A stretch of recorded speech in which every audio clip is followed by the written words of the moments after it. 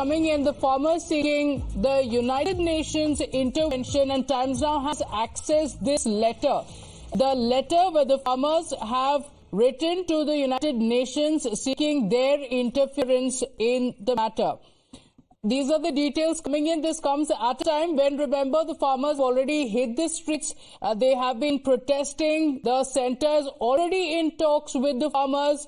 There are 4 rounds of talks that have taken place. Another meeting expected on the 18th as well. Ankit is joining us with this letter that Times Now has accessed. Ankit, amid the protests, the centre reaching out to the farmers also seem to have asked for UN interference. We have the letter right here. It's to the Secretary General of the United Nations, António Guterres. The subject is urgent appeal regarding human rights violations in India. It says, "Dear Secretary General, I am writing to bring your attention egregious human rights violations perpetrated by the Indian government against peaceful protesters." Then it goes through what has happened.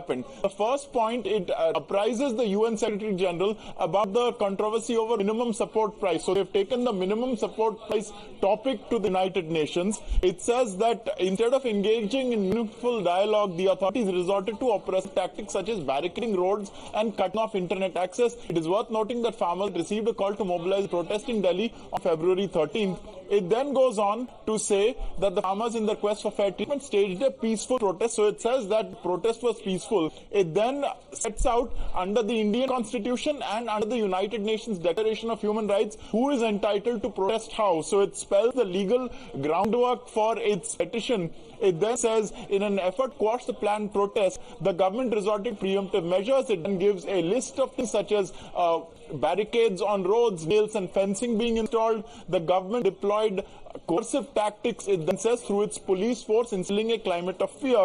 It then also goes on to say that when the farmers protested on 13th and 15th, the noble intentions were met with brutal onslaught of the Haryana police, who employed egregious tactics of violence, tear gas canisters, etc., and rubber bullets. It also says that 20 farmers were left gravely injured.